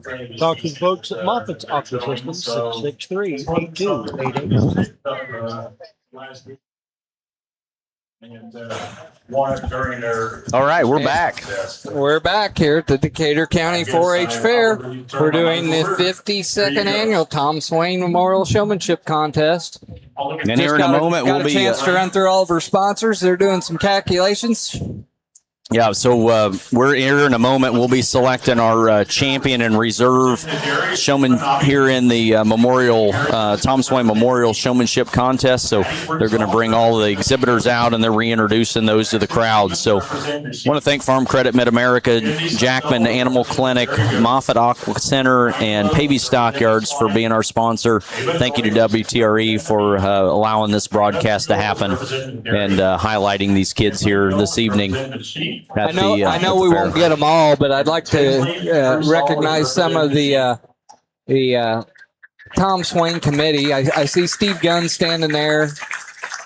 Joyce Holtcamp's always been very involved in that. And then Heather Coors. Yep. Those three really are instrumental in really making this contest happen. And making some of the modifications. Our judge is going to get ready to make their comments. A huge round of applause. It has been an honor to come and judge in Decatur County, and you guys have got 10 fabulous 4-H'ers making our job. Oh, fan club with signs. That's awesome. Sorry, I get distracted easy. It's also a benefit to judge with my friend, Maddie. You guys did an amazing job. You made it very, very hard for us because you were on top of it. The questions we asked, you knew. The facts that we were kind of throwing at you, you were on top of it. So when we stalled and took a little longer, it's because you were making our jobs really hard. So thank you, Decatur County, for teaching your kids very well. This is amazing. Yes, big round of applause. So I'm going to do my series of gratitudes. If you are a family that allowed these fine individuals to use their livestock and or supplies, will you stand up or raise your hands? Let's give them a big round of applause. We greatly appreciate your generosity in allowing them to use your animals and the supplies to make tonight happen. They couldn't do it without animals or supplies, so thank you. Next, extension educators and staff. Raise your hand or stand, please. Let's give them a huge round of applause. As a former extension educator, there is so much that goes on behind the scenes that you don't realize until you're in their shoes. So give them a hug, especially if they're not huggers, hug them anyway. Write them a thank you note or just tell them thank you because they devote a lot of hours, a lot of sweat, sometimes tears. I was a crier. And they just put a lot in to make this week happen. So make sure you show the gratitude. Second, if you are a guardian or a parent or a volunteer, please stand and be proud, whether it's this county or another county. Yes, 4-H members, give them a huge round of applause because you couldn't be here without them. They're the ones that are driving you to meetings, driving you to shows, driving you to get your animals, paying for your animals, paying for your feed, making sure you hit deadlines. So make sure you tell all those volunteers and parents and guardians, thank you, give them hugs. Again, they're not huggers, hug them anyway. Last and definitely not least, if you are a 4-H member, stand up and be proud. Put your hands up if you're already standing. These young adults are why we are here. You guys make 4-H programs worth it. You make it worth us coming to judge. You make it fun. So congratulate each other in making it through another fair. You have the auction tomorrow, right?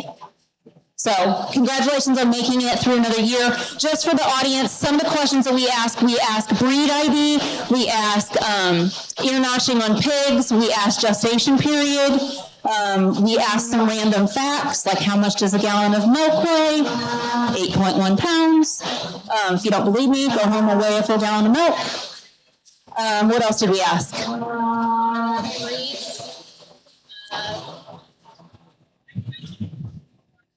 And then some body parts we threw in there. So it's just kind of general knowledge to see how much did they practice and learn. And again, they nailed it, so they made our jobs really hard. Thank you for allowing us to come, and now I'm going to let Maddie talk. Again, thank you guys for letting us come down and watch you guys show. It was amazing. I am thankful that Janice let me tag along. Again, give yourself a round of applause. You guys did a fantastic job, and you made our job so complicated. And thank you guys again. So, do you want them to talk? Okay, tell us your name, your species, and what year in 4-H you are. Best part of the week. Klein Lowe, Swain, 10-year member, and best part of the week was Showmanship last Friday. Kinley Hill, Swine, second-year member, and making it to Tom Swain.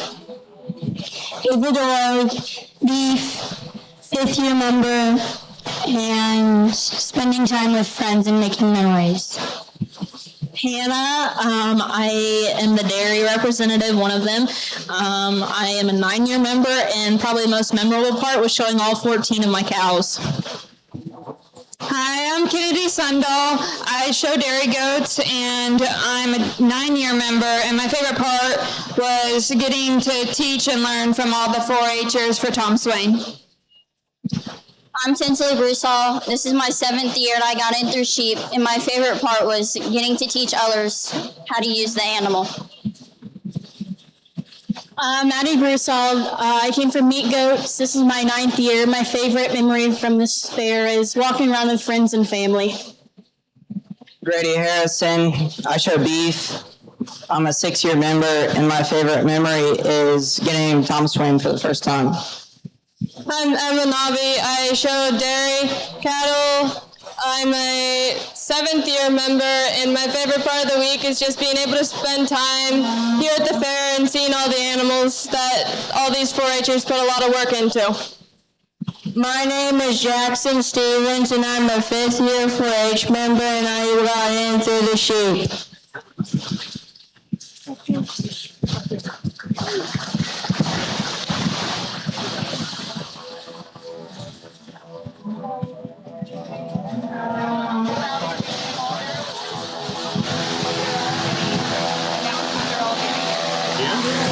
All right, so they're going to got the chance to get kind of some intros on them. See some characters out here. They're handing out T-shirts now. So Heert Family and Coors Cattle Company gave out T-shirts to each one of the kids that are out here. A medallion from Animal Medical Hospital. Hospital, yes.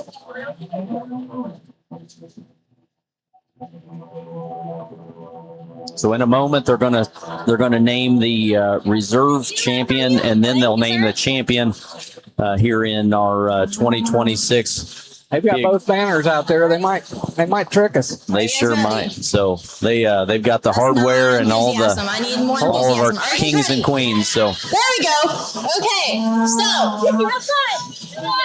Perfect. Did you have fun? Woo! Did you guys have fun? There we go. Are you gonna do it again? Okay, so can I get a drum roll for our reserve? And that is Kennedy Sundahl. Just say it together. Kennedy Sundahl coming in And your through. 2026 Grand Champion Tom Swain winner is Hannah Fuel. Coming in through dairy. yeah, and I mentioned earlier that dairy hadn't had many, but Hannah's going to be one of those few dairy kids that has got a chance to get in this. Maybe many more to come. Congratulations to Hannah Fuel and Kennedy Sundahl. Congratulations. Job well done. Excellent. No, that's terrific. Hannah, well deserved. She's a 9th year 4-H'er, came through dairy, very involved. As she said, brought 14 head. I think they said they had less than 30 total in the show. So she had 27. Yeah, she had half of them that are here. So, and she is a full contact 4-H'er. I tell you, she's got cattle at home, and it's 100% her deal. Mom and dad are great support, and they really help her a lot. But she is very, very active in her cattle project, and so it's super honor for her. Congratulations to Hannah. Congratulations to Miss Sundahl for being reserve. It's a tough crew out there. Kennedy did a super job coming in through the dairy goats and then getting through the gauntlet out here in this Tom Swain contest and coming out as our reserve champion. So congratulations to all of those that were involved. We're gonna try to snag our champion in reserve, get a chance to interview them a little bit. Kevin went over to try to make sure that they were once they get their hugs in to parents and their support staff and those that help them, that we can get a chance to interview them here as they get just a little moment for us. And so so excited for them. Congratulations to all those that were involved. We had a lot of young ones in here. Klein Lowe, great job to Klein, getting through the adversity of being out here. He was our 10-year member that we've got out here. So this was the swan song for him for the fair, and it's a tough way to go out. I feel for him. But he did a super job. Klein came out and he doesn't have a lot of experience in some of those other species, and he really got out here and got after it. And I'm really proud of him for all the hard work that he's done over the years. He's a very involved swine showman, very responsible in terms of all the things that he does when it comes to pigs. He's running the show there at their house from a pig show standpoint, and proud to see Klein. He was the only 10-year that we had that was in the drive, and so everybody else that was in the contest is eligible to be back in it next year. The challenge is on. The challenge is on. So there's going to be 9 more years of experience that are going to be, potentially going to be certainly back at the fair. How many? 3 9 years? Was that? Yes, I think there was. I think so. The challenge on for them to make it back, and then to try to win it in their 10th year. Correct. Our champion and reserve were both 9-year members, so both of them are going to be back again. And then one of the Broussard girls, the 9-2, right? Yes, Maddie. Yes. So Maddie's going to be going into her 10th year. So three 10-year members that were in it this year that have the potential to be in it next year. The gauntlet's been thrown down. In addition to all of those that were third out or fourth out that are hungry for an opportunity to get in this.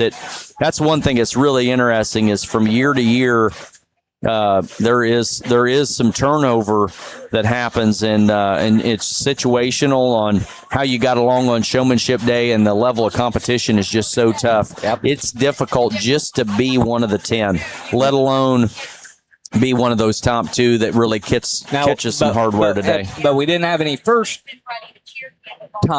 members this year, but we had, right? No. I think you might. We had first time in Tom Swain, but a second-year member, right? Yes, that's right. We didn't have any first-year 4-H members, but we had some first time in Tom Swain's. And so that was. I was trying to think. It was down on that other end, so it would have been maybe Emma Nobby. I think she said that this was her first year that she was in it.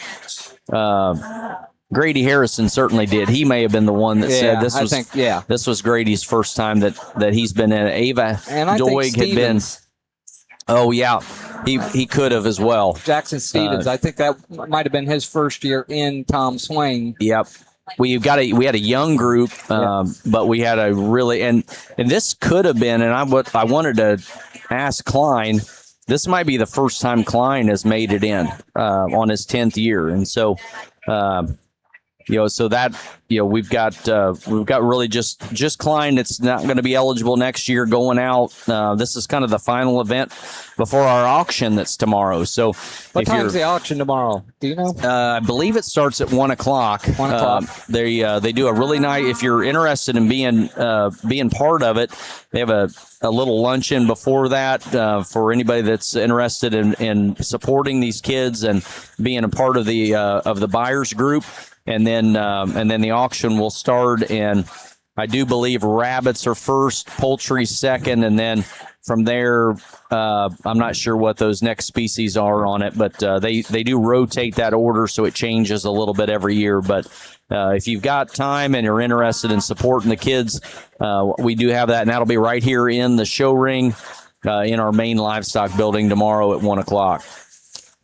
Well, great Tom Swain contest tonight. I want to thank all the viewers, listeners. It's a beautiful day here. I mean, this barn is comfortable. It really is. It really is. And it may be because there's only 102 pigs that were here. There was a time when there was 230 pigs here, and I think we crossed 300 a couple times. I know it was a boatload, and pigs need water, and they and water moves through them, and pens can get dirty, and and they just it gets tough to keep everything dry in here when you've got a lot of animals, and this year is really it's really gone well. I wouldn't say we had a super hot year, but maybe the fact that we didn't have a lot of rain during the fair helped keep the humidity in the barn generally down. I'll take that theory on maybe as part of what's helped out, but we've had some good cool evenings that's allowed the barn to really open out and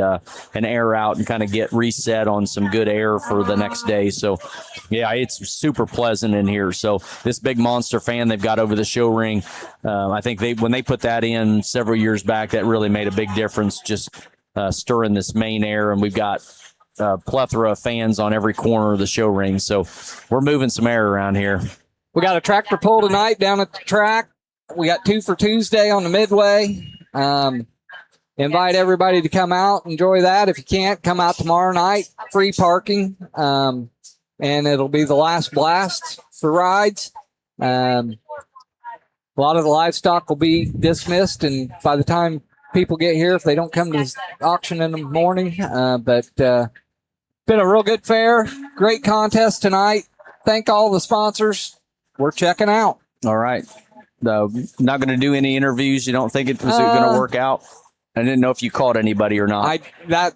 I did not. We're hugging and taking pictures. Let me make us what you talk. You keep or play some commercials. I don't care. I'll go see if I can find somebody second pass. Yeah, no. So to review to everybody how this played out tonight. So our champion this evening is Hannah Fuel. Hannah comes from the dairy. She goes to Greensburg. She'll be a senior here this next year, and Hannah's got probably the longest list of projects that she's involved in. Just been a great 4-H'er and a great mentor to a lot of these young kids that are here, not just in the dairy barn, but she shows dairy beef and participates in the beef show. And so she's been just super. So our reserve champion then was Kennedy Sundel. Kennedy came in through Dairy Goats. Kennedy is at South Decatur, and she as well will be a senior this next year. Kennedy's got just really involved. The Sundel family's been a great one. She's the younger of 2 sisters, and so it's been super to have her in the contest. So we are going to be graced with Hannah Fuel, our 2026 champion. Hey, we are so proud of you. Congratulations. Thank you. So what a great event. Just tell us about your experience and how things were out there. Hot. Definitely hot. This is my 4th year in Tom Swain, so I was like, well, let's go bigger, go home this year. I felt a lot more confident because I've done it for so many years. And then we went around, we were practicing quite a bit this morning, and then I went home and took a nap.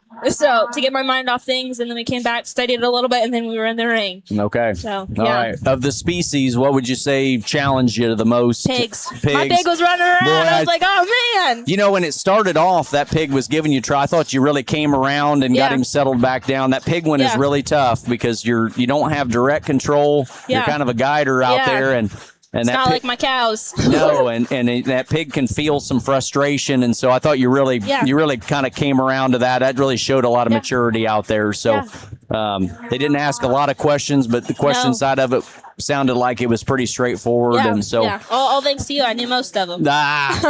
Well, hey, so this is your opportunity to give a shout out to those that really helped you get here. You know, who do you want to thank for your opportunity to be in Tom Swain? Yeah, most definitely my parents. They've done everything to help me get cattle ready.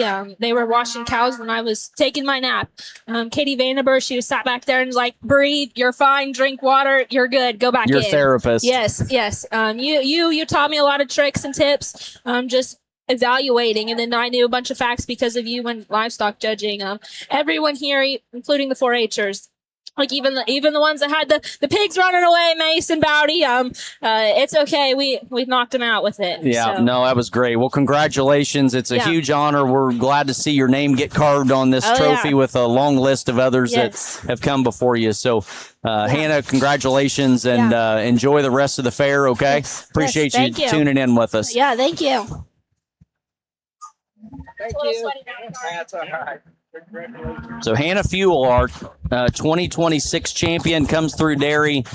Hannah's got, she's a 9-year 4-H'er with a laundry list of other projects she does here at the fair.